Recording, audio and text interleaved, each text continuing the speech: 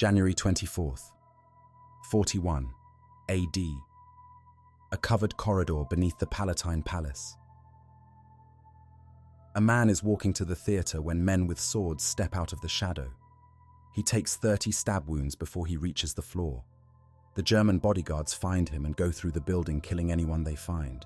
Senators, bystanders, a centurion who happened to be in the wrong corridor. The conspirators knew exactly who he was. 2,000 years later, we are less certain. There are 3 surviving accounts of Caligula's reign that carry any detail. Suetonius wrote his roughly 80 years after Caligula died. Cassius Dio wrote his roughly 190 years after. The third, Philo of Alexandria, was a contemporary, a Jewish diplomat who met Caligula in person and who had every political reason to paint him as a monster. None of the 3 are neutral. All 3 are useful. None of them are reliable in the way we would like. This matters more for Caligula than for almost any other emperor in Roman history, because the charges against him are so extreme. He appointed a horse to the Senate. He declared war on the sea and collected its shells as trophies. He ate and drank with the gods as their equal. He made his sisters sleep with him, then exiled them when he grew tired of the arrangement. He spent the entire treasury of the Roman Empire in less than a year. If even half of this is accurate, he was a monster. If the sources are doing what hostile sources always do in Rome, amplifying, distorting, inventing, then he was a man who made catastrophic political choices, lasted 4 years, and was stabbed 30 times in a corridor by the people who wrote his biography. And if the truth is somewhere between those 2 positions, then the more interesting question is not what he did, but who decided what we would remember. This documentary will make 3 cases. It will argue that Caligula was a monster. It will argue that the monster is a myth. And it will argue that the monster was a political construction assembled by the men who killed him. You will decide which case is strongest. His father was the most popular man in the Roman Empire. Germanicus, Julius Caesar, commanded the legions on the Rhine in the years after Augustus died, and the soldiers who served under him used the word love the way soldiers generally don't. He was generous where other commanders were brutal, visible where they stayed behind walls, and there was something about the combination of genuine military talent and what we can only call personal warmth that made men follow him past the point of reasonable obedience. He was also the nephew and adopted son of the Emperor Tiberius, which meant that his popularity had a dangerous edge to it, the kind that a cautious, aging emperor notices and never forgets. Gaius Julius Caesar.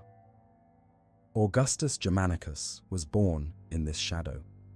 In 14 AD, when he was barely 2 years old, his father took him to the Rhine frontier. He grew up in those camps, in a world of legions and discipline and organized violence, and the soldiers adopted him the way soldiers adopt things that make a brutal life feel briefly human. They made him a miniature uniform. They made him small soldier's boots, caligae, the thick-soled sandals of a common legionary. They called him Caligula, little boot. He wore those boots, and the men laughed, and that was the first time his existence made a crowd of armed men feel something other than fear. In 14 AD, the Rhine legions mutinied. Augustus had just died, Tiberius was untested, and the soldiers wanted better pay and discharge terms, and decided the new emperor's first weeks were the right moment to demand them.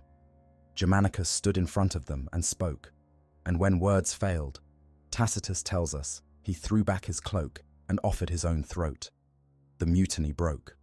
But what actually broke it, according to Tacitus, was the moment Germanicus brought the boy forward, the general's son, in his little boots, weeping, because they had told him to leave for his own safety, and he had refused.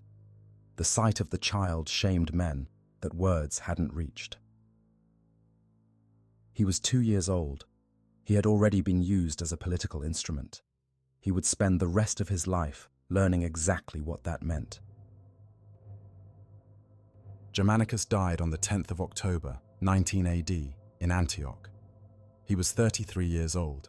Caligula was 7. The official cause was illness. That was always going to be the official cause. But the men who had served under Germanicus on the Rhine, the men who had loved him, who had watched his son in those miniature boots, they did not believe it. His wife Agrippina did not believe it. And the accusation that circulated, quietly at first, and then loudly enough to require a trial, was that Gnaeus Calpurnius Piso, the governor of Syria, had poisoned him on instructions from the emperor. Piso was prosecuted before the Senate. The case was long enough to suggest the truth was uncomfortable, and short enough to suggest there were limits to how far anyone wanted to go. Piso died before a verdict, by his own hand, by someone else's, depending on which account you read. The Emperor Tiberius attended none of the proceedings. He was 61 years old, cautious by nature and by experience, and he had spent decades watching popularity turn into threat. His adopted nephew had been the most beloved man in the empire. That capital, built across 15 years of campaigns and children in military boots, now had nowhere to go. Agrippina carried the ashes home herself. She sailed from Syria to Brindisi, with the urn in her arms, her remaining children around her, her face visible to everyone on every dock she passed. Tacitus describes the crowds that gathered along the Appian Way as people came out of towns and farms to stand in silence as the procession moved toward Rome. It was the most public grief the empire had witnessed since Augustus, and it was not accidental. Agrippina understood exactly what she was doing. The ashes of Germanicus were an argument, and she was making it. The 7-year-old watching all of this learned something specific, that a dead man, in the right hands, could be more powerful than a living one. Sejanus moved first against the mother. Lucius Aelius. Sejanus was the Praetorian prefect, the commander of the emperor's personal guard, and by the late 20s, he had assembled enough accumulated influence to be the second most powerful man in Rome, at a time when Tiberius had largely withdrawn from governing and left the apparatus of state in his hands. He used that position to build cases against the family of Germanicus, one by one, with the patience of someone who understood that the danger was not any individual member, but the entire line. Agrippina was charged with treason and exiled to the island of Pandateria in 29 AD. She died there 4 years later. Tacitus records that she refused food toward the end and had to be force-fed. The methods described are not the methods used on someone you want to survive. She was 52 years old. Before she died, both of her sons were gone. Nero Julius Caesar, Caligula's older brother, was exiled to the island of Pontia and died there around 31 AD by suicide or by murder, depending on which account you read and who you think had the most to gain. Drusus Julius Caesar was imprisoned in a cellar beneath the Palatine Palace itself, the palace where Tiberius still nominally lived, and starved to death in 33 AD. He reportedly ate the stuffing from his own mattress before the end. Sejanus did not survive to see the family fully destroyed. Tiberius had him executed in 31 AD by a method that left Sejanus's own family dead in the streets of Rome before the day was over. But Sejanus's fall did not stop what he had started. The brothers were gone. The mother was dying. Caligula had been living since the death of his great-grandmother Livia 2 years earlier, under the protection of his grandmother Antonia Minor, the only remaining figure with enough distance from the disaster to keep him alive. He had now watched the systematic destruction of every person who could have protected him from the man who ordered it. Tiberius summoned Caligula to Capri in 31 AD. Capri was where the emperor had been living since 27 AD, having left Rome and never returned. It was not exactly exile. Tiberius still ran the empire from there, dispatching orders through Sejanus and then through Macro, the man who replaced Sejanus after the execution. But it functioned like exile in the sense that being there meant being entirely outside the orbit of normal Roman life, entirely subject to the emperor's attention, and entirely without the ability to leave. Caligula lived on Capri for 6 years, until Tiberius died. He was 19 when he arrived. He was 24 when he left. Suetonius tells us that Tiberius, watching him, once said, "I am nursing a viper for the Roman people." The line may be apocryphal. Suetonius is prone to attributing memorable quotations to the people he is describing, but it is structurally accurate in the sense that Tiberius clearly saw something in the young man that made him uneasy and chose to keep him close rather than eliminate him. It was a calculation. Whether it was a correct calculation depends on what you think the alternative would have produced. Naevius Sutorius Macro had replaced Sejanus as Praetorian prefect after the execution, and Macro made a decision to back Caligula as the eventual successor. He cultivated the relationship.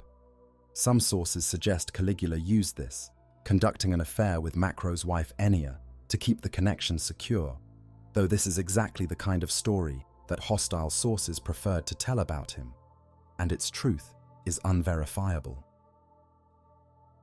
What is verifiable is the strategy Caligula adopted for surviving 6 years under the eye of a man who had destroyed his entire family.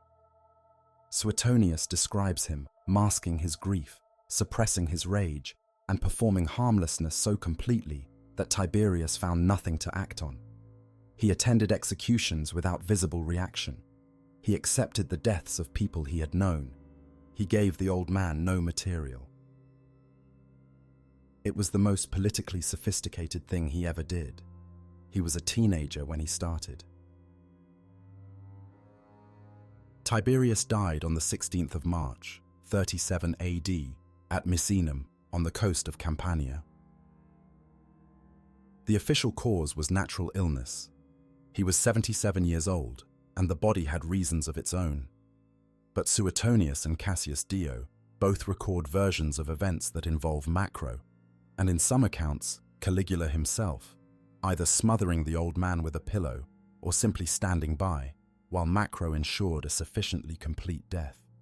Most modern historians accept that Tiberius died of natural causes, but in a context where no one in the room had any particular incentive to prevent it. Senatores and soldiers had both been watching Tiberius's decline for months. When word arrived that he was dead, it arrived simultaneously with the announcement that the Praetorian Guard had declared Gaius Julius Caesar, Caligula, the new emperor. The only other designated heir was Tiberius Gemellus, the old emperor's teenage grandson, whom Caligula adopted within weeks and then destroyed within a year. Rome celebrated. He was Germanicus's son, after all, the child in the miniature boots, now grown. He had survived everything Tiberius's Rome had thrown at a family. 24 years old, shaped by loss, by fear, by 6 years of performing harmlessness in the house of the man who had destroyed everyone he loved. He had never governed anything. He had never commanded an army.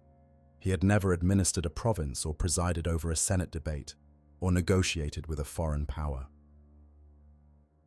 Rome handed him the world. Rome had not seen anything like it in 23 years. From the moment Caligula entered the city in March of 37 AD, the reception was extraordinary by any measure. Philo of Alexandria, who was present in Rome and had no reason to flatter the emperor, describes crowds lining the roads on his arrival. Suetonius records that the people called him their star and the joy of the world. Sacrificial animals were slaughtered at temples across the empire in numbers large enough that Suetonius counts them at 160,000 in the first 3 months. These were not official figures. They were the accumulated gestures of a population that had spent the last decade and a half waiting. The first acts of Caligula's reign were aimed directly at that. He published the imperial budget. He abolished the maestas prosecutions, the treason trials, recalling exiles, releasing prisoners, and destroying the files kept by informers. He reinstated popular elections. He sailed to the islands where members of his own family had been sent to die, and brought their ashes back to Rome in state procession. Each of these acts had a specific target. Every one of them was the direct inverse of something Tiberius had done. The treasury held approximately 2.7 billion sestertii, the accumulated surplus of 23 cautious years.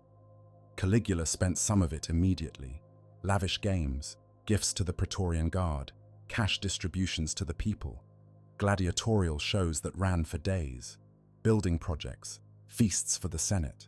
These were acts of public expenditure, deliberate and visible, designed to be seen.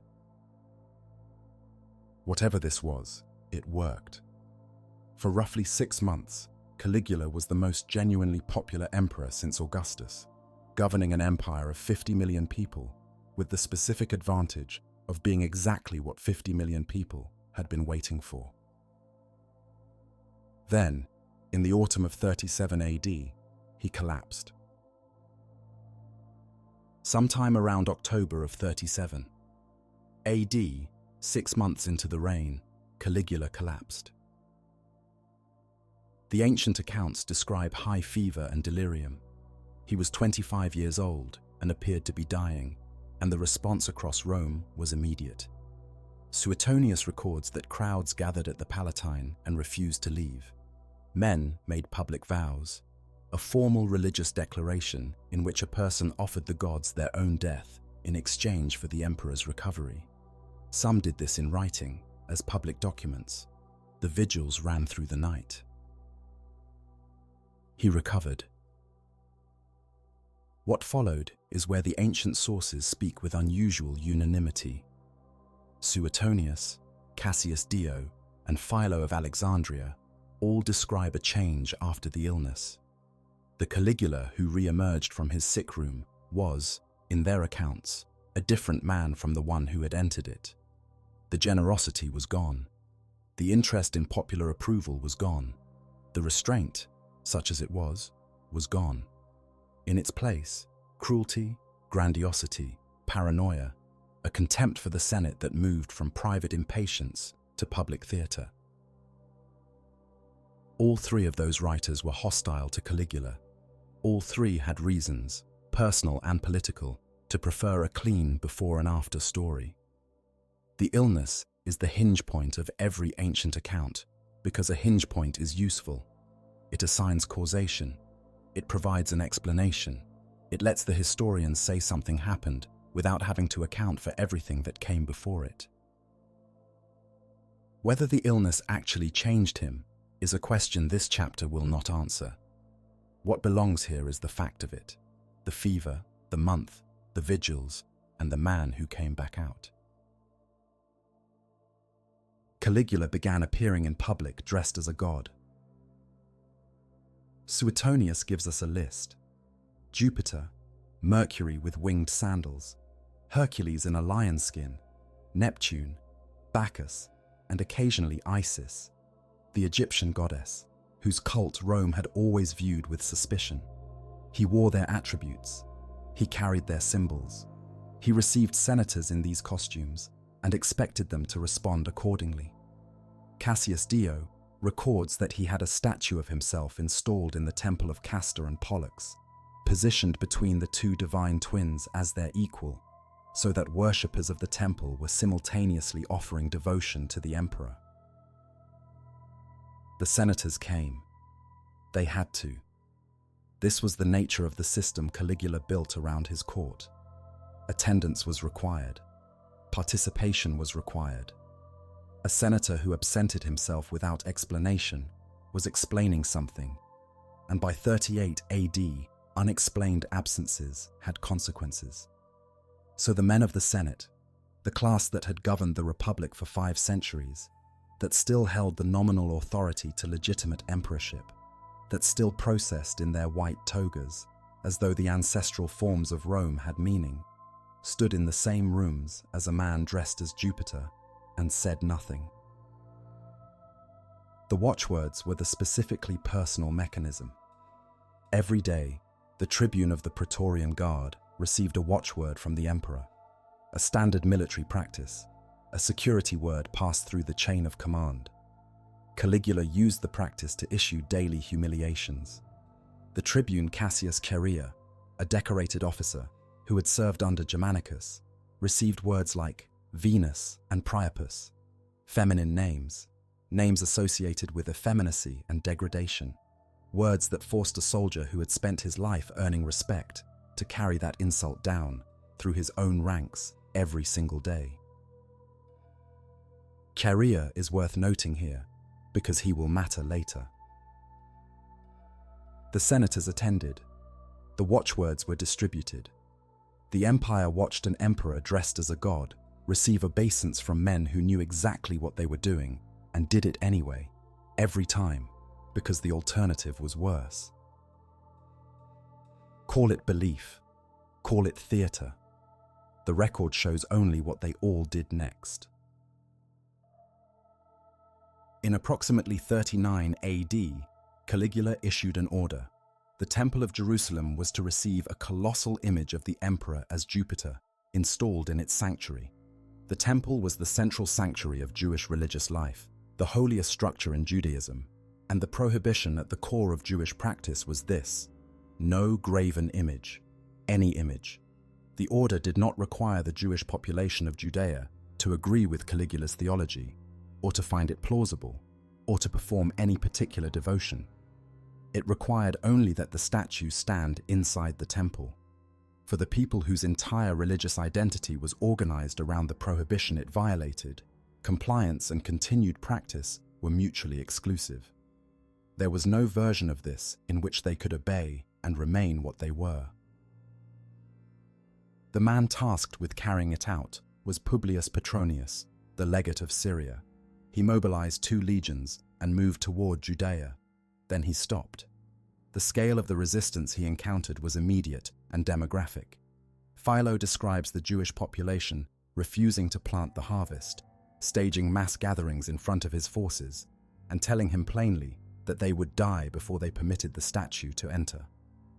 Petronius assessed the situation, calculated that forcing the statue through would require a level of violence that would trigger open revolt and destroy the region's agricultural economy, and wrote to Caligula requesting reconsideration. Caligula's response was fury. Philo of Alexandria, who wrote the account of the embassy he himself led, describes the diplomatic mission that arrived in Rome around 40 AD to appeal directly to the emperor.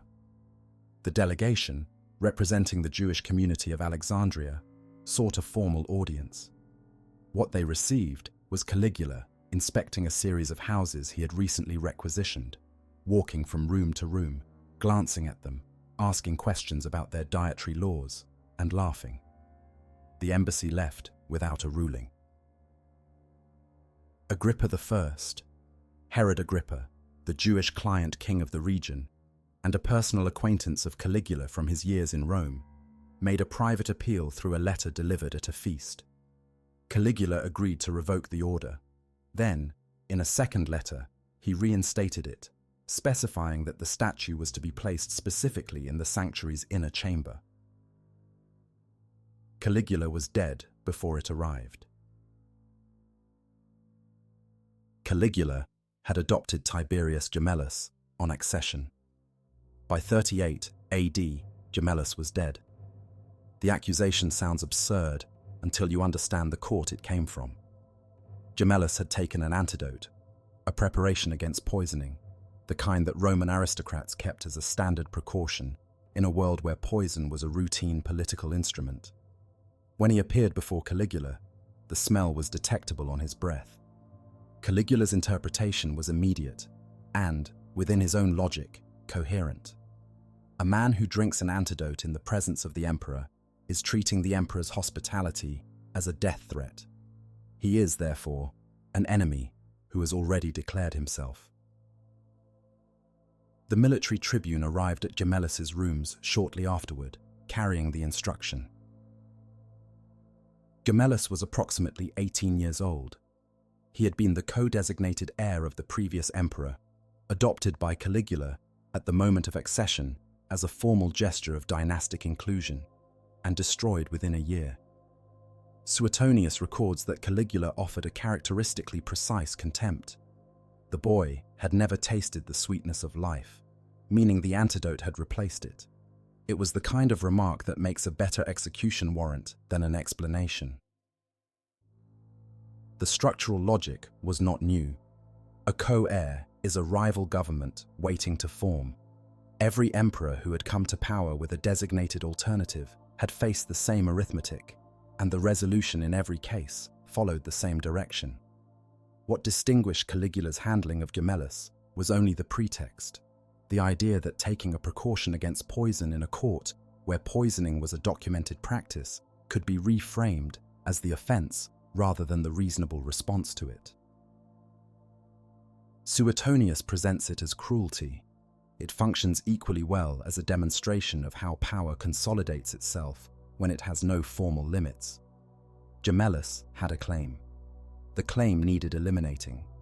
The antidote provided the occasion, and the court recorded no debate about whether the occasion was sufficient. Macro had made Caligula emperor. This created a problem. A man who installs an emperor knows the mechanism.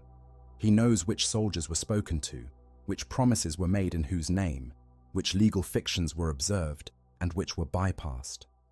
He knows that the transition was managed, that he managed it, and that the managed nature of it is information the new emperor would prefer to be held by as few people as possible. That kind of knowledge is useful while the transaction is in progress. Once the emperor is secure on the throne, it converts into a liability of a different kind entirely. Philo records that Caligula offered Macro the governorship of Egypt as reward.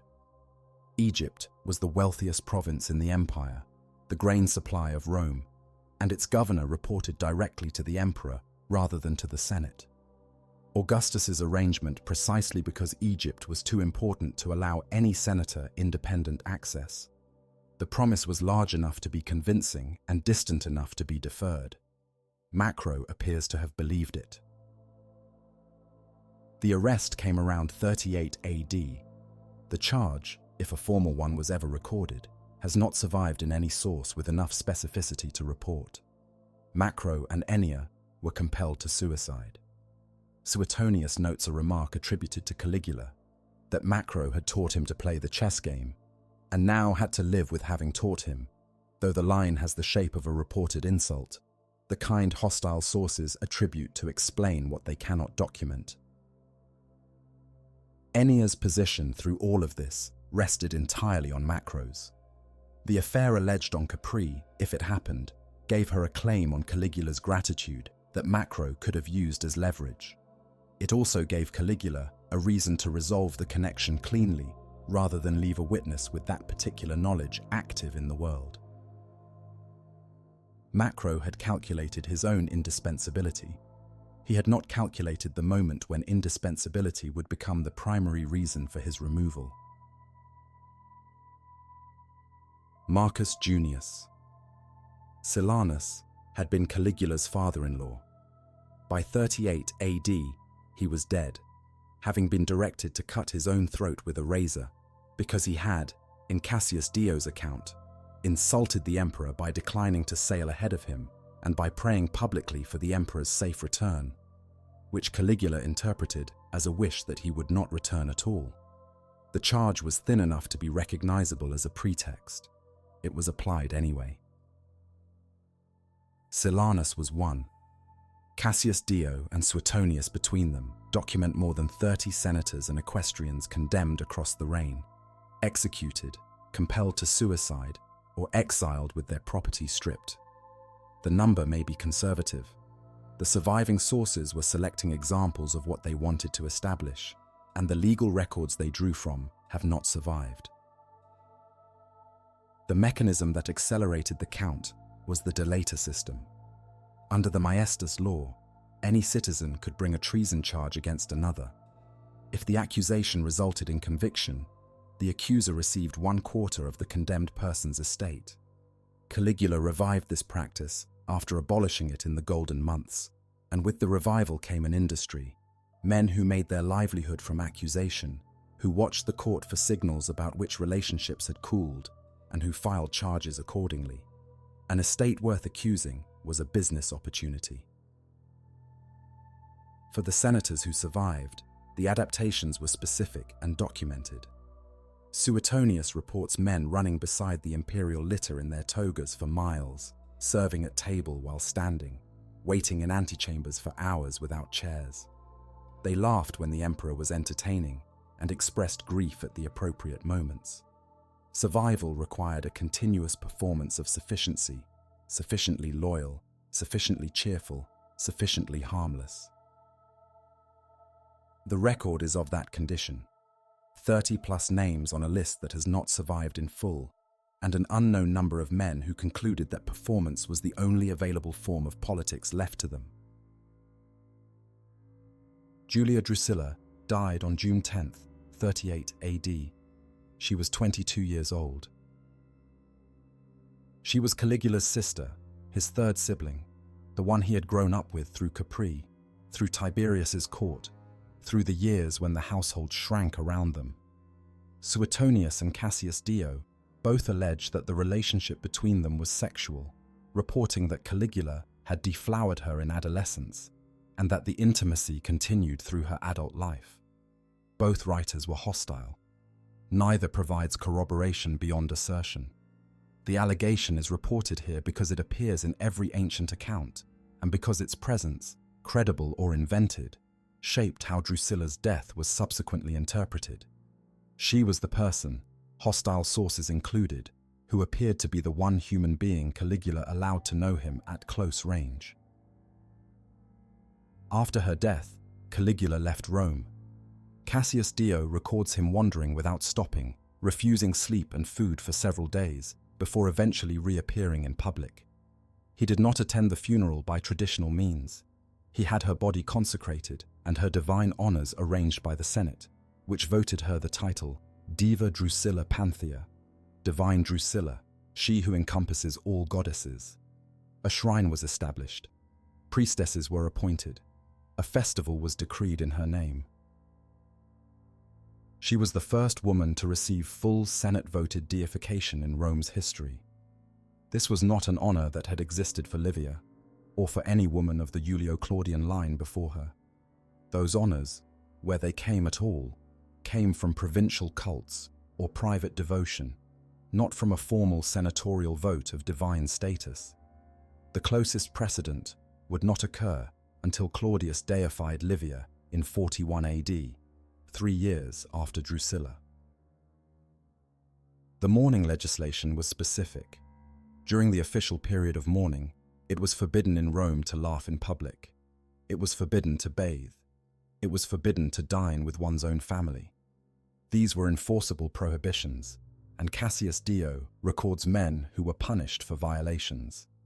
The state had converted a private death into a mandatory public condition and required every inhabitant of Rome to express, on schedule, a loss that was the emperor's. The treasury he inherited from Tiberius was gone in roughly a year. Suetonius and Cassius agree on the speed, if not the exact mechanism, and the mechanism, in any case, was multiple. On the spending side, donatives to the Praetorian Guard and the army, state games and spectacles, the Baiae bridge construction, the costs of Drusilla's deification, building projects across Rome. These were individually defensible expenditures for a new emperor establishing his reign. Together they ran faster than the revenue they celebrated. The revenue response was a new tax schedule, introduced around 39 AD. Suetonius provides the list. Prostitutes were taxed at a rate equivalent to the price of a single encounter, charged daily regardless of whether they worked that day. Food vendors and porters paid a proportion of their earnings. Lawyers paid court fees on each case. Wage laborers contributed a share of their daily hire. The categories had one thing in common. They targeted activity rather than property, and specifically activity that the state had previously left largely outside the fiscal net. The auctions expanded the model. The property of condemned individuals, confiscated under delator prosecutions, was sold at public auction, and Caligula worked the sales himself. Suetonius reports him pointing out items to prospective buyers, describing their histories, inflating their value through his own commentary. Senators were present as bidders, since declining to bid when an emperor was selling was its own form of political statement. They bid. Men who had already been stripped of colleagues through the delator system now paid to take what remained.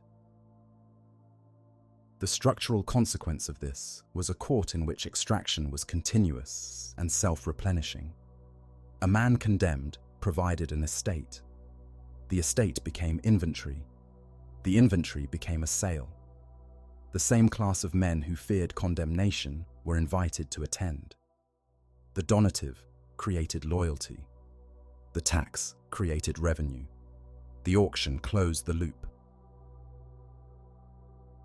In approximately 39 AD, Caligula ordered the construction of a pontoon bridge across the Bay of Baiae. The bridge ran roughly 3 kilometers, from Baiae to Puteoli, and was built from approximately 800 merchant ships lashed together and covered with soil and paving stones. It took a significant portion of the empire's available merchant fleet to construct it. Caligula crossed it twice. On the first day, he rode across in golden armor, reportedly wearing a breastplate taken from the tomb of Alexander the Great in Alexandria. On the second day, he returned by chariot. Both crossings involved banquets on the bridge itself, at night, with guests, torches, and an extended encampment that Suetonius describes as resembling a small city across the water. The prophecy that gave the crossing its specific shape had come from Drusilla, the astrologer who had served Tiberius's court for decades. Drusilla had reportedly told Tiberius that Caligula had no more chance of becoming emperor than of riding a horse across the Bay of Baiae. Tiberius, who used astrology as a tool of governance and who trusted Drusilla enough to consult him on succession questions, received this as a reliable assessment. Caligula was at Capri when it was said.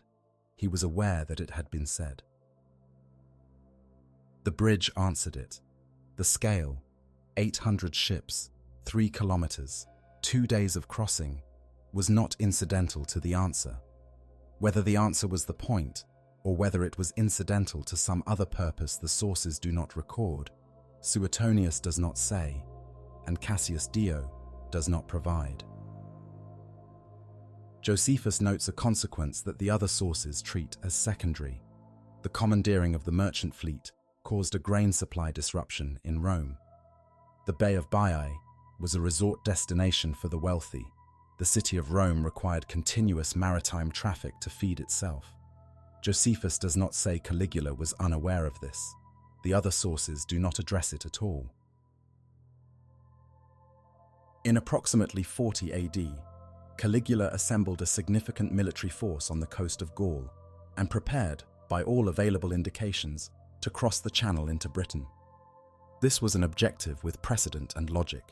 Julius Caesar had crossed twice. Augustus had considered it. Roman expansion in that direction was a recognizable imperial ambition. The troops were at the coast. The preparations were documented. The crossing did not happen. What happened instead, according to Suetonius, was this. Caligula ordered the assembled soldiers to collect seashells from the shore, filling their helmets and the folds of their clothing with them. He declared these the spoils of the conquered ocean, to be transported to Rome and displayed at the Capitol and on the Palatine as evidence of a victory over the sea. Suetonius presents this without ambiguity and with evident contempt. It is, in his account, an episode of theatrical insanity directed at the soldiers and at Rome. Suetonius alone records the seashells. There is no corroborating source. Cassius Dio, who documents numerous episodes of the reign in detail, does not mention it. The silence is not decisive, but it limits what can be claimed. The musculi problem compounds this. The Latin word Suetonius uses for seashells or muscles, musculi, also means something else. It is the term for a type of covered military siege vehicle, a portable gallery used to protect soldiers approaching fortifications. The word is attested in that sense in Caesar's Gallic Wars, written 2 generations earlier. If the order that day was actually to collect and prepare musculi, siege equipment, for a possible assault operation, what Suetonius records as a deranged collection of shellfish from a beach becomes a routine military preparation misread or deliberately misrepresented by a hostile writer 90 years later. The 2 readings cannot both be true. One yields a general who ordered soldiers to gather seashells and announced it a triumph over the sea. The other yields a general conducting an invasion preparation that was subsequently cancelled. Which one stands depends entirely on whom you trust. A single hostile biographer writing 90 years after the event, or the assumption that the order, whatever it was, must have made administrative sense. Incitatus was a horse. Caligula's racing horse, kept through most of the reign, whose name in Latin means something close to at full gallop. The ancient sources agree on the stable, marble. They agree on the manger, ivory. They agree on the collar, jeweled. They agree on the blanket, purple, the color reserved for imperial use. Suetonius adds a house with servants attached to the stable. Cassius Dio corroborates the general picture without disputing the details. The dinner invitations are Dio's detail. Caligula issued invitations to senators and other guests to dine in the evening, and the invitations were issued in Incitatus's name. The horse was the host. The guests arrived at a dinner hosted by a horse and attended on the animal's behalf by his household staff. Dio presents this as fact. There is no obvious reason to invent it over more straightforward accusations. The sources split on what office Incitatus held or was intended to hold.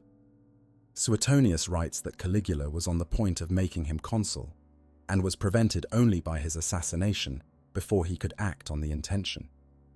Cassius Dio writes that Incitatus was made a priest with the authority to receive gifts from citizens who wished to win the emperor's favor through the animal.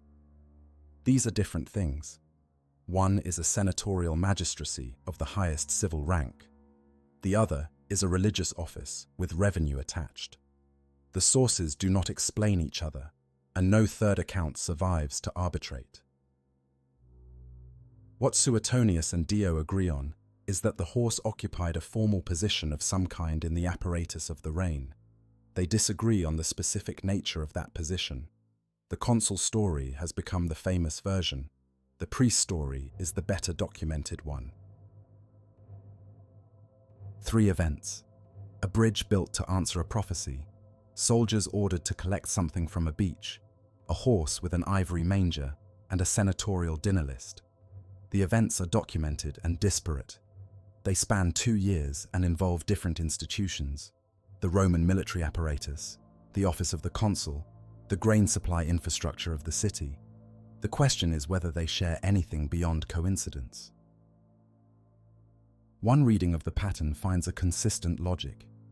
In each case, the formal conventions of Roman public life, military operations, senatorial hierarchy, the expectations attached to rank, are placed in a subordinate or absurd position relative to the emperor's will. The bridge serves a personal purpose in an imperial register. The beach order, if the seashells account is accurate, frames a military formation as an audience for a joke. The horse occupies a social position that senators are required to acknowledge. If these are deliberate, they share a structure. Caligula uses the machinery of the state to demonstrate that the machinery is subject to him, and that those who operate it are subject to whatever use he chooses to make of them. The other reading finds no pattern at all. 3 events over 2 years is a cluster, and a cluster requires a system behind it to become a pattern. The bridge has a documented explanation in the Drusilla prophecy. The seashells account may not record what actually happened. The horse may reflect something other than institutional contempt. Each event, read independently and without a connecting thesis, has its own specific circumstances. Grouping them requires an assumption about the mind that ordered them, and that assumption is precisely what remains in dispute. The answer to which reading is correct depends on questions the chapter has not yet supplied, what the rest of the reign looks like when examined the same way, and whether the events of 39 to 41 AD form a system or simply a series. That is the work ahead. The starting problem for any argument about Caligula's mental state is the same problem that runs through the entire documentary. The sources are hostile. Suetonius wrote roughly 80 years after the reign. Cassius Dio wrote nearly 200 years after it. Both had reasons to portray the emperor unfavorably. This is established and cannot be set aside. And yet hostile sourcing is a different condition from fabrication. A biased witness can accurately report an event they have reason to report badly. The relevant question is whether the material Suetonius recorded is internally consistent enough to reflect something that actually happened. And on that question, hostility of motive tells us very little. The behavioral inventory that runs across the reign has a particular quality. It is consistent across categories rather than within one.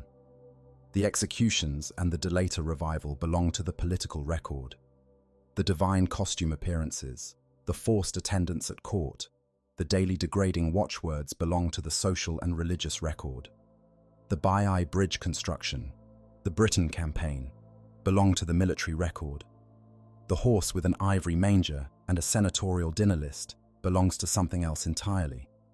These are descriptions of different types of behavior drawn from different institutional contexts, and they all point in the same direction. Fabrication of a consistent picture across this many categories would require a level of coordination between sources that the evidence does not support. Suetonius and Dio disagree on specific details throughout the reign: the horse's office, the seashells, the precise mechanisms of individual deaths.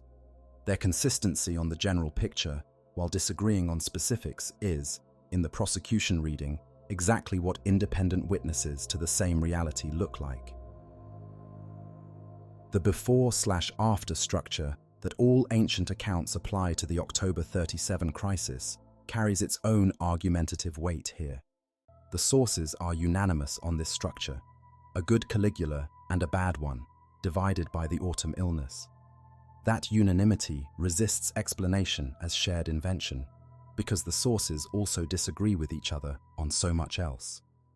A shared narrative template invented for political purposes would produce more consistency across specific details, whereas the record shows disagreement in detail alongside agreement in structure. The prosecution case reads that combination as the fingerprint of genuine historical events filtered through hostile pens, rather than events invented by those pens wholesale. The case, then, is this: the behavioral record is too broad, too cross-categorical, and too internally consistent in its general shape to be a pure fabrication. The sources distorted it. They amplified certain details and invented others, but the distortion was applied to something that was there. Physicians and historians working from the ancient record have proposed 5 primary diagnoses for Caligula's condition. None can be confirmed from the evidence available. Each fits some of it. The oldest candidate is epilepsy. Suetonius mentions a falling sickness in passing, and the crisis that autumn is consistent with a severe seizure event. The diagnosis has face value. Its limitation is specificity. Ordinary epilepsy does not characteristically produce the behavioral cluster the sources describe afterward: the hypersexuality, the grandiosity, the paranoid suspicion, with any more frequency than it does in the general population. Temporal lobe epilepsy is the more targeted version of the same hypothesis. TLE is associated with a distinct behavioral profile called Geschwind syndrome, documented in modern clinical literature. Hyperreligiosity, hypergraphia, intensified emotional responses, hypersexuality, grandiosity. The overlap with the post-crisis behavioral portrait in the ancient sources is striking. TLE also produces the kind of episodic altered states that ancient observers might record as divine communication or visionary experience. The problem is that TLE does not typically follow from a single acute crisis event in the way the before/after structure demands. It is usually a pre-existing condition, which complicates the something changed in autumn 37 frame. Encephalitis, viral inflammation of the brain, fits the acute phase most cleanly. The onset matches sudden high fever, severe delirium, potential loss of consciousness. More importantly, encephalitis can produce permanent personality change following recovery, which is consistent with the source's unanimous insistence that Caligula was a different person after the illness. The inflammation damages specific neural structures, and the sequelae are documented to include paranoia, grandiosity, and disinhibition. Hyperthyroidism, specifically thyroid storm in its acute presentation, fits the crisis itself. Chronic hyperthyroidism fits the subsequent pattern. Heat sensitivity, insomnia, rapid weight loss, sudden rages, emotional lability. The overlap is real, though the evidence for a thyroid condition specifically is no more than circumstantial. Lead poisoning is the outlier. Chronic lead exposure from Roman plumbing and cooking vessels is documented and would produce neurological and behavioral effects over time. It fits a gradual deterioration picture. It fits poorly with the abrupt before/after structure the sources unanimously impose. And if the argument we made earlier holds, that the sources' shared agreement on this abrupt change is itself evidence of something real, then that unanimity is worth respecting. 6 behaviors appear with particular consistency across the source descriptions of Caligula's reign after the autumn crisis. They are a persistent inability to sleep, a documented fear of storms, grandiose self-identification as a living god, episodes of spontaneous violent rage, patterns of compulsive sexual activity reported across multiple accounts, and a general preoccupation with surveillance and personal security that the sources read as paranoia. Taken individually, each of these can be explained by a hostile source with a political motive. Read together through the diagnostic vocabulary that CH05.2 established. They form something different, a cluster. Suetonius records that Caligula rarely slept more than 3 hours. He describes the emperor walking the palace corridors in the night, lying on his back, staring at the ceiling, calling out for daylight. This is specific. It is private. A hostile biographer interested in making a ruler look monstrous has many effective tools available: the executions, the divine costumes, the horse. The insomnia detail does not serve that project particularly well. It makes the subject seem restless and exhausted, which is inconsistent with the image of a powerful tyrant in complete control of his world. Private behavioral details of this kind, the ones that do not obviously serve the source's polemical interest, carry more weight than the dramatic set pieces. The thunder fear is similar in kind. Suetonius writes that Caligula pulled blankets over his head during storms. He records this as a fact about the emperor's private behavior, mentioned alongside the insomnia in the same chapter. A hostile writer could have invented it. It makes the subject seem undignified. But undignified is a different effect from monstrous, and monstrous is the goal of an author working to justify an assassination. The remaining 4 behaviors, the grandiosity, the rages, the hypersexuality, the surveillance anxiety, appear in the same sources with the same evidential weight as the insomnia and the thunder fear. The sources make no distinction between them. They record all 6 as documented characteristics of the same person across the same years. A syndrome frame requires precisely this: behaviors from multiple registers, sleep, fear response, sexual behavior, affect regulation, self-concept, appearing concurrently in the same subject. The sources, read this way, are describing a syndrome. Whether they are describing it accurately is the question. Whether the picture, if accurate, reads as clinically coherent is the answer to a different question, and that answer is yes. The medical hypotheses presented in the previous subchapter treat the autumn crisis as an event that changed something. The trauma argument treats it differently, as a trigger that collapsed something already under strain. By the time Caligula reached Rome in March of 37 AD, he had lived through the deaths of Germanicus, his mother in exile, and his brothers, and 6 years of Capri. This is established. What the trauma argument adds is a specific claim about psychological load, that a person who survives this history intact enough to function does so through compensatory mechanisms, and that compensatory mechanisms are by definition effortful. They are not the same as health. They can be maintained until they can't be. The golden months support a reading of compensation rather than cure. Suetonius, Philo, and others record a Caligula who in his first 6 months was generous, accessible, publicly mourning, administratively active. The reforms were real, as documented. A reading of these months as the expression of a genuinely balanced person requires believing that what followed was entirely produced by the October crisis.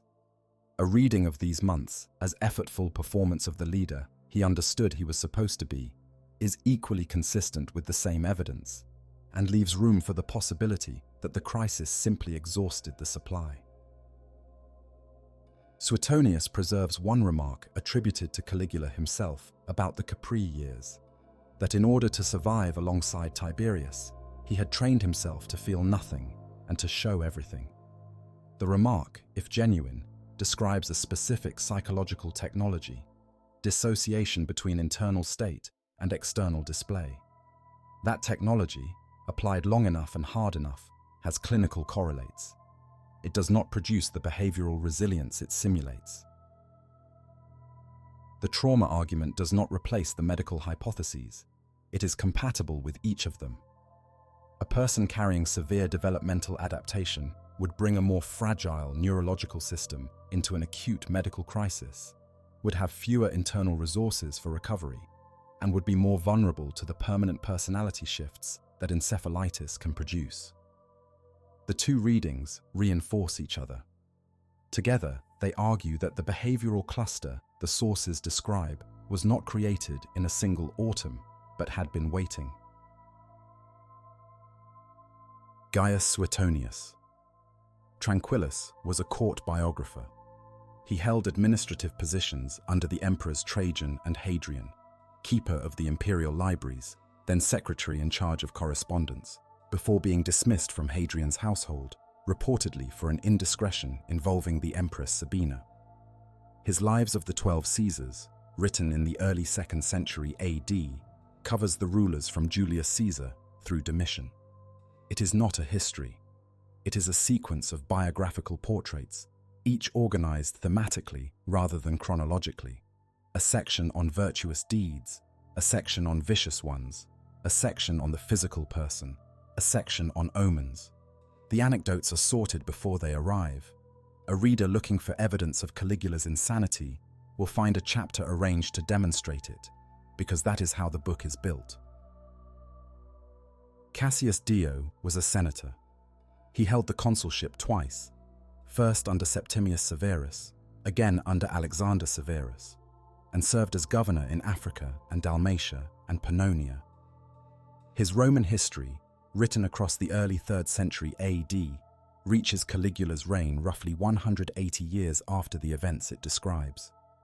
Dio was writing from the position of the senatorial class, the class that lost the most in Caligula's reign, that provided both the condemnation and the commemoration, and whose collective memory of the period forms the substrate of almost everything he reports. He is not a disinterested party reconstructing a contested historical record. He is one of the interested party's successors, writing that party's account. The Madness label has a Roman track record. Caligula received it. So did Nero, Domitian, Commodus, and Caracalla. In each case, the diagnosis appears in sources produced under the succeeding regime by writers, senators, court functionaries, administrative insiders, who had specific institutional relationships with the class that had most to gain from the predecessor being remembered as unfit rather than effective. The pattern across 5 reigns is consistent enough to constitute a genre convention, not an independent convergence of clinical observation. The political logic is specific. A mad emperor who happened to be assassinated was a mercy killing, and the men who carried it out were liberators. A sane emperor who was outmaneuvering the senatorial class and was then assassinated by that class was a political murder, and the liberators become conspirators. The label does not arrive as a clinical assessment. It arrives as a verdict after the execution, attached to whoever is doing the writing. Suetonius and Dio make the prosecution's case, and make it well. The question CH06 asks is whether they are witnesses or advocates. Tiberius Claudius Caesar. Augustus Germanicus became emperor on the afternoon of January 24th, 41 AD. He was found by soldiers of the Praetorian Guard, hiding behind a curtain in the Palatine Palace shortly after Caligula was killed in the passageway below. He was 50 years old, had held no significant military command, had never governed a province, and his primary qualification for the throne was that he was alive and present, and the Guard needed an emperor by nightfall. The legitimacy of his reign rested entirely on the assassination being a justified act. A politically coherent predecessor, deliberately outmaneuvering the Senate and the military establishment, is a problem for a successor who came to power by accident of proximity to the curtain. A mad one resolves the problem. The Senate had its own accounting to manage. The men who celebrated in the Curia on January 24th, who voted for damnatio memoriae, who proposed the destruction of Caligula's statues and the suppression of his name.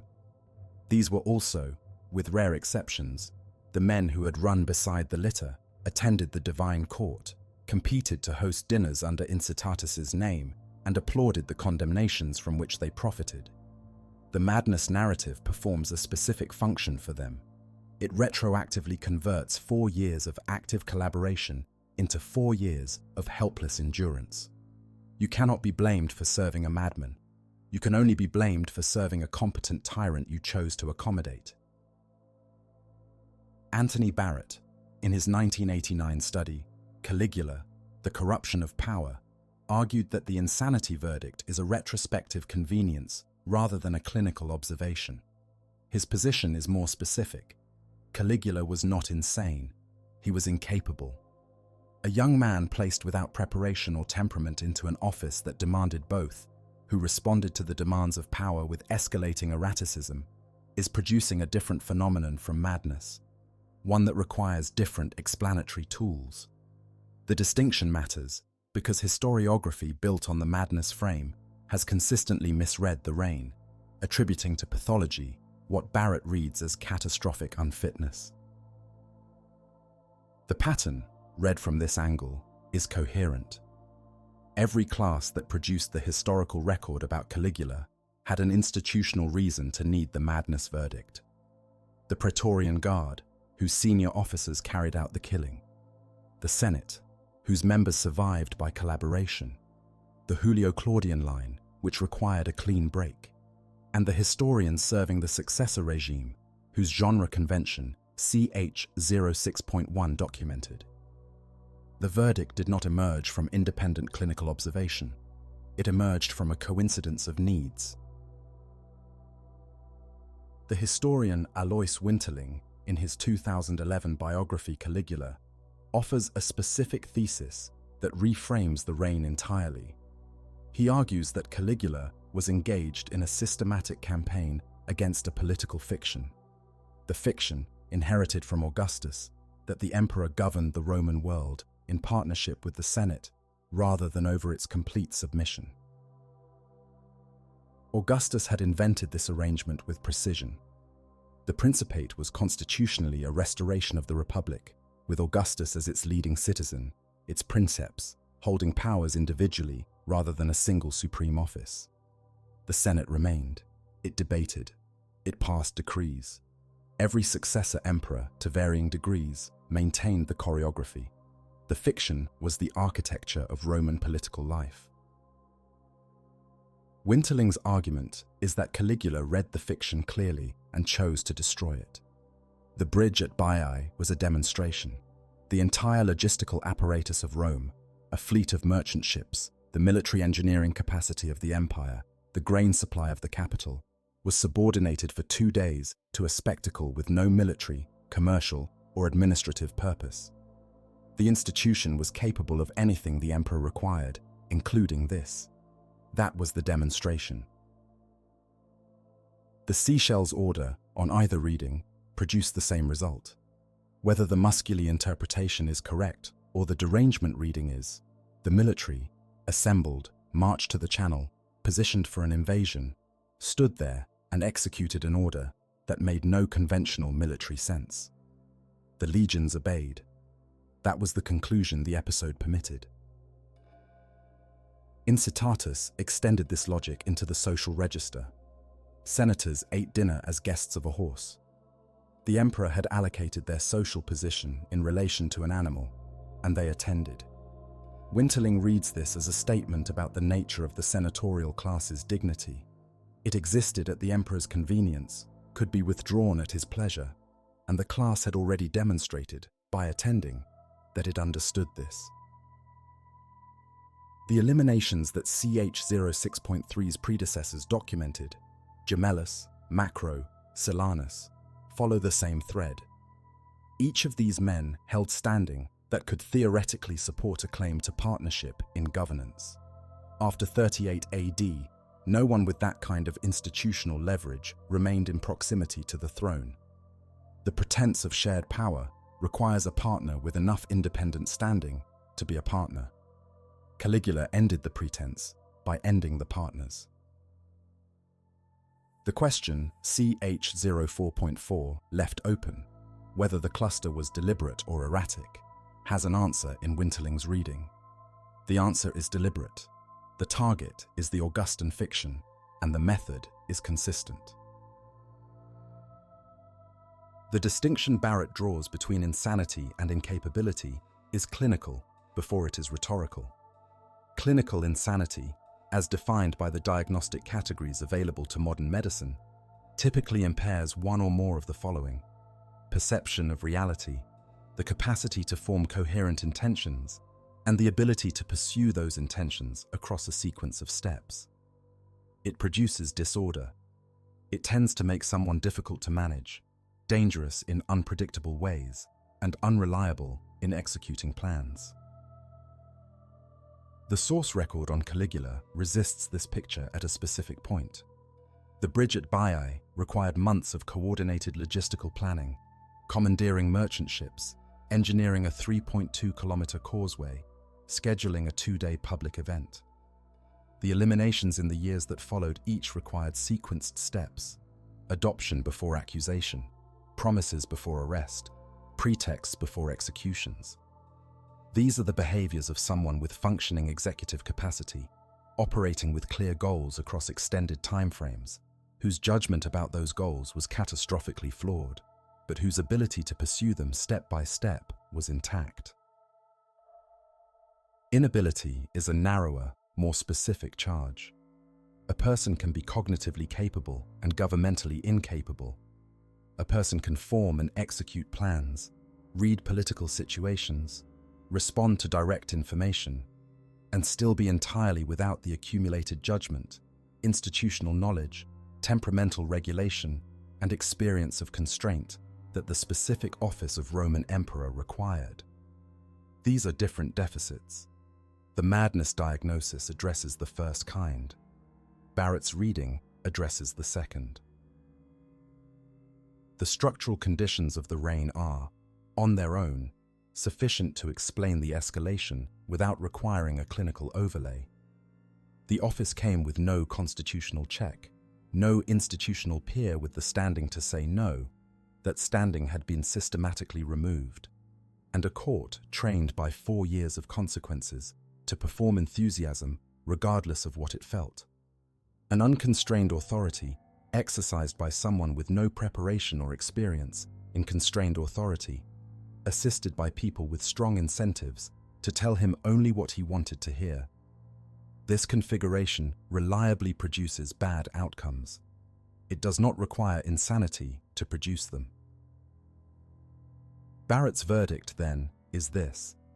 Caligula was a young man without the training for what the role required, placed in it by birth, surrounded by a court incapable of providing meaningful resistance, operating with the full institutional capacity of the Roman state at his disposal. What followed was the predictable result of that configuration. The defense rests there. Cassius Chaerea had a career.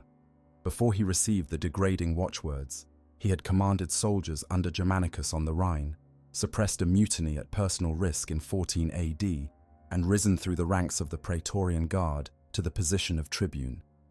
He was a man whose professional identity was built entirely on the reputation for hardness, the kind of hardness that made men follow you into situations where following was the rational choice to avoid. The watchword system was standard military practice. The tribune of the watch received the day's word from the emperor and transmitted it through the ranks. In Chaerea's case, the words Caligula assigned were drawn from the register of the feminine and the erotic, Priapus, Venus. The emperor knew the tribune's record. The content of the words was calibrated to that record. Every morning, in front of his soldiers, Chaerea received a word designed to locate him somewhere other than where a man of his standing had spent 30 years placing himself. The transmission made it worse. The watchword could not be pocketed and ignored. It was operational. Chaerea said it aloud, his soldiers heard it, and the word moved through the cohort. The insult was not delivered once in private. It was replicated, daily, through the exact chain of command whose respect Chaerea's career had been constructed to secure. Josephus, writing in his Jewish Antiquities around 93 AD, preserves more of the conspiracy narrative than any other surviving source. His account places Chaerea at the center of what followed. In Josephus's telling, Chaerea did not simply endure the watchwords. He began, at some point in the final months of the reign, to move through the Praetorian officer corps, testing the temperature of the men around him. He found it warm. The co-conspirators who eventually joined the plan included at least one other Praetorian officer, Cornelius Sabinus, a fellow tribune, and members of the senatorial class whose motives Josephus also documents. Those senatorial motives were institutional: the condemnations, the fiscal mechanisms, the accumulated weight of 4 years navigating a court where survival required performed enthusiasm. Chaerea's motive was narrower than any of that. It was the specific word he had to say in front of his soldiers every morning for however many mornings it had been repeating. The difference was not degree. Senators had learned to absorb what they could not change by performing what was required of them. Chaerea, with the memory of the Rhine and the daily public recitation, had reached the point where absorption was no longer the available response. The Ludi Palatini, the Palatine Games, were a theatrical festival held annually in January. On the morning of January 24th, 41 AD, the Palatine Hill was full. Senators and equestrians in the theatre, foreign dignitaries among them, an audience assembled for a festival at which the emperor's presence was both expected and visible. Caligula had been watching the performances. At some point in the late morning, he left the theatre during an intermission to bathe and eat before the afternoon's program. The route took him through a covered passageway running beneath the Palatine complex. Chaerea and Sabinus had known this. They were waiting in the passageway with a small group of other conspirators. When Caligula reached the section of corridor where the passage narrowed, Chaerea struck first. Josephus records the blow as aimed at the neck. The wound was severe, but did not kill immediately. Caligula went down, and the others moved in. 30 stab wounds. The number, already given in the documentary's opening, carries a different weight here. It documents a group event, not a targeted execution. Multiple men struck. The act that had been months in planning, operated through a network of praetorian officers and senators with varying individual motives, ended as a shared killing in a passageway beneath a theatre where the audience was still waiting for the afternoon's entertainment. What followed in the next hours was a cascade of decisions made in rapid succession by men who had prepared for the assassination but could not fully control its aftermath. Melonia Sasonia, Caligula's fourth wife, the woman who had produced his only child less than 3 years earlier, was killed within the hour by one of the conspirators.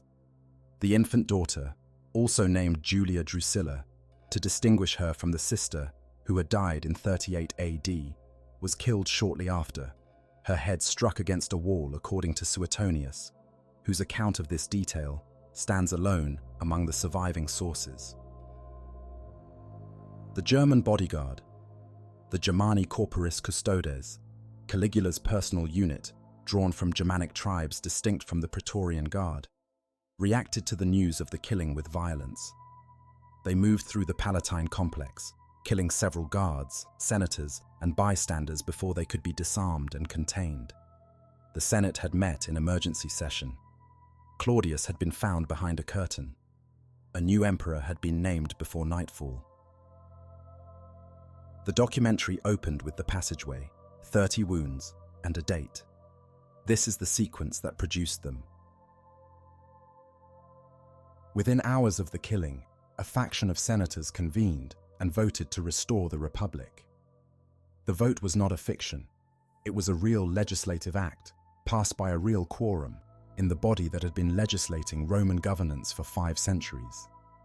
The senators who cast it believed, or said they believed, that the emperor was dead, and the constitutional order could therefore be re-entered.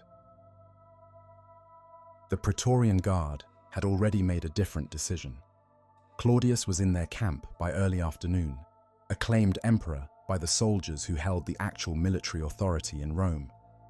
The Senate's vote expired before it could find an army willing to enforce it. There was no such army.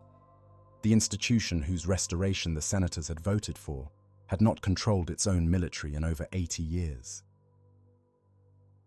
The Republic vote's failure was not a failure of nerve or organization, though it was both of those things. It was a demonstration of the Principate's structural logic. The body with formal constitutional authority had no ability to enforce its choices, and the body with military authority had no interest in the Republic. Both things had been true since Augustus. The assassination did not change either. Chaerea was summoned by Claudius within days. He had killed the previous emperor. Whatever combination of senators had wanted the assassination, for whatever reasons they had wanted it, Chaerea was the man whose hands had performed it, and a new emperor, whose authority derived in part from the necessity of order, could not leave that man in his post. Josephus records that Chaerea, when the execution order came, asked to be killed with his own sword, the one he had used in the passageway on January 24th. The request was granted. Sabinus died in the same aftermath, also executed. The man who had spent however many mornings saying the word Priapus in front of his soldiers while planning the act that would end it, died on his own terms, in the only respect that remained available to him. The sword was his. The choice of how to hold it at the end was his. The order to be killed was Claudius's. Claudius was emperor by nightfall on January 24th, 41 AD. The accession had been accidental. The governance that followed was not. The prosecution and the defense used the same sources. This is the difficulty the documentary cannot resolve, because it is not a problem of research or interpretation. It is a property of the record itself. Suetonius organized his account by moral category. Dio wrote as a senator about senators. Both recorded events that happened. Both recorded them for purposes that were not the disinterested accumulation of fact. When the prosecution draws on the six behavior cluster, the before/after structure, the cross-institutional consistency, it is drawing on material that survived because the people who wrote it needed the world to understand that Caligula had been dangerous and his removal necessary. When the defense draws on the same passage, the same sentence, the same anecdote, reframing it as genre convention, motivated reporting, the inevitable conclusion of hostile sources under successor regimes, it is showing that the requirement to produce a certain kind of record produces exactly that kind of record. Both are reading the same document correctly. The three cases the documentary opened with, the monster, the myth, the hit job, are not reconcilable. They were designed by different hands for different purposes, across 2 centuries of writing, under different imperial arrangements. And what they share is the person they were all describing. The irreconcilability is not a failure of the evidence. It is what happens when every surviving witness had a reason for their account to come out a particular way, and the accounts did. What follows from this is the one honest position available. The record gives us the choices that were made about how to render a man who had made powerful enemies and had no one to speak for him after January 24th, 41 AD. Chaerea died on his own sword days later. The Senate's republic lasted an afternoon. Claudius needed a monster. The historians who came after worked for the emperors who came after. The document that emerged from all of this is what the document is: internally consistent, institutionally motivated, and impossible to read through without accounting for the hands that shaped it. The man inside that document is not recoverable. The choices made about how to describe him are. This documentary has described those choices. The verdict, as the documentary's opening promised, belongs to whoever reads the record. 2 ships sat at the bottom of Lake Nemi for nearly 2,000 years. Caligula had them built. Enormous pleasure barges, fitted with bronze fittings, mosaic floors, rotating dining rooms, plumbing. They survived the collapse of the Western Empire, the medieval period, and every subsequent century of upheaval by virtue of the anaerobic silt of the lake floor. Mussolini had the lake drained in the 1930s to retrieve them. They were exhibited in a museum built for the purpose. On the night of May 31st, 1944, during the German retreat from Rome, they burned. The most complete physical remnants of Caligula's reign survived 2 millennia of Italian history and lasted 11 years into the 20th century. What survived the fire is a set of bronze fittings, some anchors, and the precise measurements the Italian engineers took before the water receded. The ships are gone. The record of the ships is what remains. The 1979 film titled Caligula was directed by Tinto Brass, written by Gore Vidal, and financially controlled by Bob Guccione, who owned Penthouse and funded the production. After Brass delivered his cut, Guccione shot and inserted explicit scenes that Brass had not filmed and Vidal had not written. Vidal removed his name from the credits. Brass disowned the finished film. Guccione released it. The film that emerged was not the film any of its 3 principal authors intended or claimed. It is the most widely seen version of Caligula in the 20th century, and it was made by 3 people pulling the same material in 3 different directions until it tore along the seams of all of them. The sources on the historical Caligula were also 3 sources. They also pulled in different directions. They also produced a record, none of them fully controlled, serving purposes that shifted across the 2 centuries they wrote in. The 1979 film did not plan this resemblance to the ancient record. It is a resemblance anyway. His name was Gaius.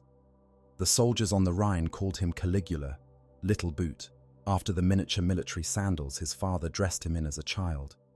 He disliked the nickname as emperor. Suetonius used it. Every account that followed used it. It is the only name the record preserved.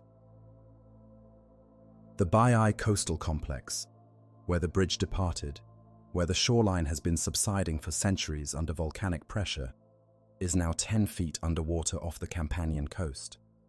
Divers swim through the rooms. The mosaic floors are still there.